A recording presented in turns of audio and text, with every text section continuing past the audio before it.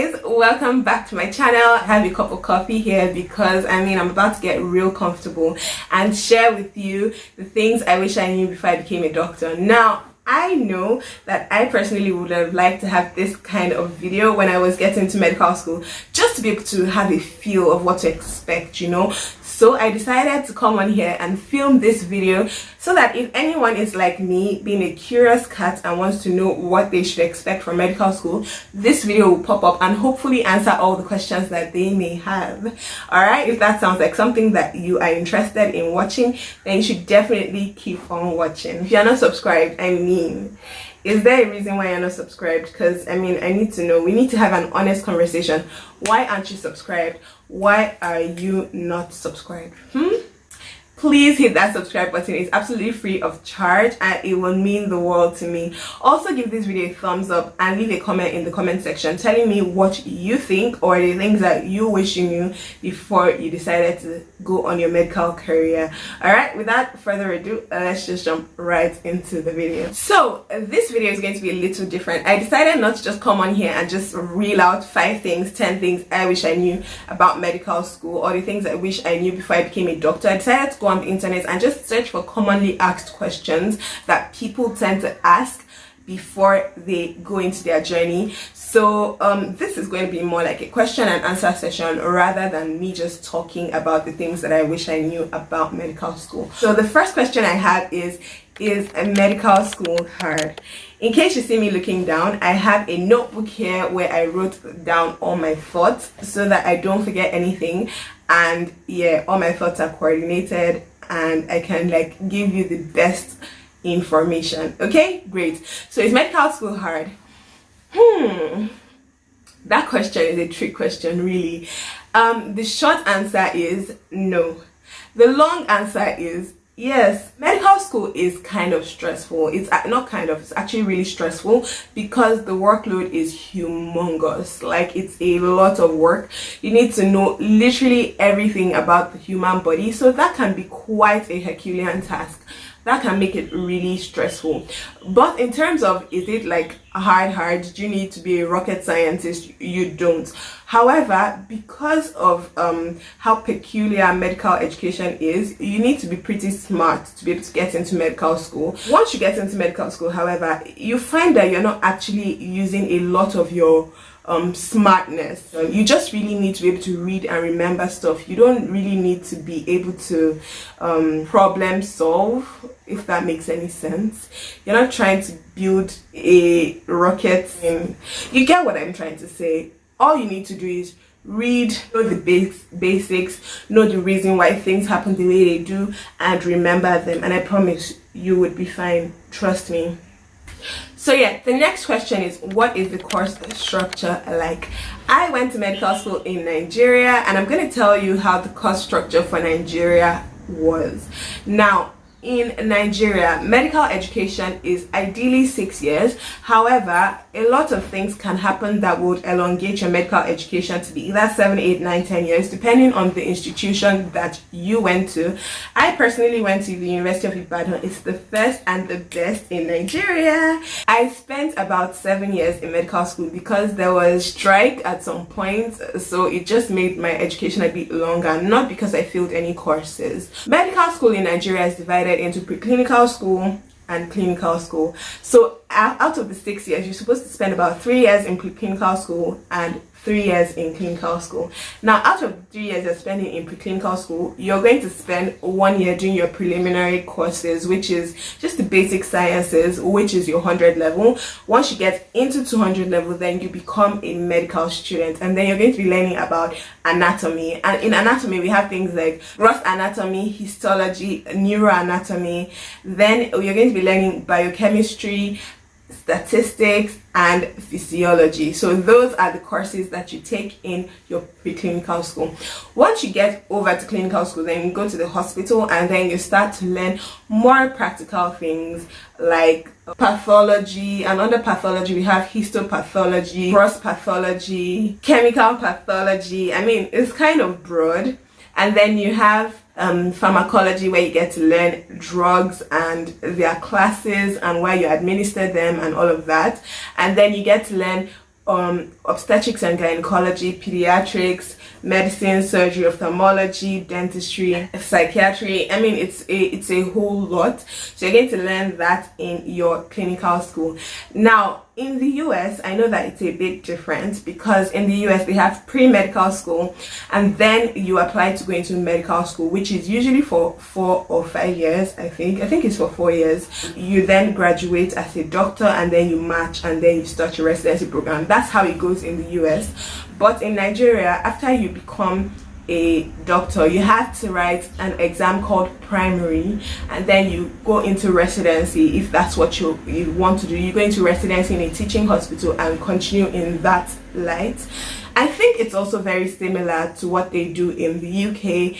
You also just go straight into medical school. You don't have to do a pre-med. So the whole idea of pre-med is usually in America and in the Caribbean. So the next question for me is, did I like medical school? I'm gonna say I did, and I'm going to say I did not, because again, medical school is very stressful. At some point I had like mental breakdowns where I just literally cried because of how much work I have to do and how little time I have. But at the same time, I'm going to say I enjoyed it, because I mean, I met some really great people. I met my husband in medical school, and I met my amazing friends, and I'm going to shout them out: Inyolua, Laulu, Lakwe. I mean, all my friends, you guys are amazing, and I met you guys in medical school. So yeah, medical school was good to me, but it was also really annoying at the same time. So how you perceive it depends on your personality, really. What is my advice for future applicants? I am going to tell you this: if you decide that you want to be a doctor, you need to be sure that that is what you want to do. Don't do it because you're trying to make anybody happy, because I can promise that it will get mentally draining and exhausting if that is not what you want to do. All right, so be sure that you really want to be a doctor. Are you passionate about it? Do you mind the long hours? Because there are a lot of long hours, lots and lots of it. So do you mind the long hours? Do you mind the fact that you're not going to be seeing your family as much as you think you want to?